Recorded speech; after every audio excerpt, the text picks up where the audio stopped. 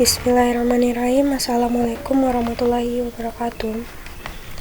Baiklah Anda semuanya, kita akan masuki materi pertama di pertemuan kita pertama, yaitu tentang listrik searah. Ada beberapa besaran. Yang pertama adalah hambatan kawat.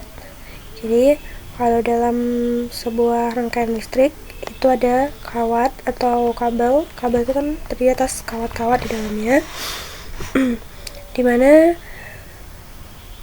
kawat pada kabel-kabel tersebut ada beberapa faktor yang dapat menyebabkan besarnya hambatan itu berbeda-beda. Yang pertama adalah faktor eksternal. Besarnya hambatan itu dipengaruhi faktor eksternal. Yang pertama itu adanya hambatan jenis pada kawat dengan satuan ohm meter. Yang kedua adalah panjang kawat itu sendiri, dan yang ketiga adalah luas penampang. Jadi untuk rumus hambatan kawat dengan faktor-faktor eksternal yaitu R sama dengan rho dikali L per A. Kemudian faktor internal yang pengaruhinya adalah yang pertama itu hambatan awal, persennya hambatan awal. Kemudian yang kedua adalah koefisien suhu hambat jenis dengan satuan per derajat Celcius atau derajat Celcius pangkat -1. Yang ketiga adalah perubahan suhu atau delta T dengan satuan derajat Celcius. Jika faktor internal ini yang mempengaruhi besarnya hambatan kawat, maka rumusnya adalah R2 sama dengan R1 dalam kurung 1 ditambah alfa dikali delta T.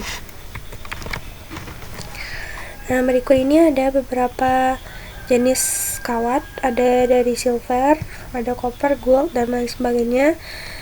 Kemudian ada perbandingan hambatan jenis atau rho dan koefisien suhu hambatan atau alfanya. Bisa Anda lihat di tabel ini. Kita lanjutkan dengan contoh soal. Untuk hambatan kawat, sebuah kawat pengantar memiliki panjang L dan luas penampang A dan memiliki hambatan sebesar 120 ohm. Jika kawat dengan bahan yang sama memiliki panjang 2L dan luas penampang 3A, maka tentukan hambatan kawat kedua ini. Jadi diketahui panjang kawat pertama itu sama dengan L, luas penampang kawat pertama itu adalah A, dan hambatan kawat pertama adalah 120 ohm. Jika hambatan jenisnya itu sama, karena kan bahannya sama, kemudian panjang kawat kedua itu sama dengan 2 kali dari panjang kawat pertama, dan luas penampang kawat kedua itu sama dengan 3 kali luas penampang kawat pertama. Maka tentukanlah R2. Penjelasannya berarti R1 dibanding dengan R2 itu sama dengan rho 1 kali L1 per A1 berbanding rho 2 kali L2 per A2.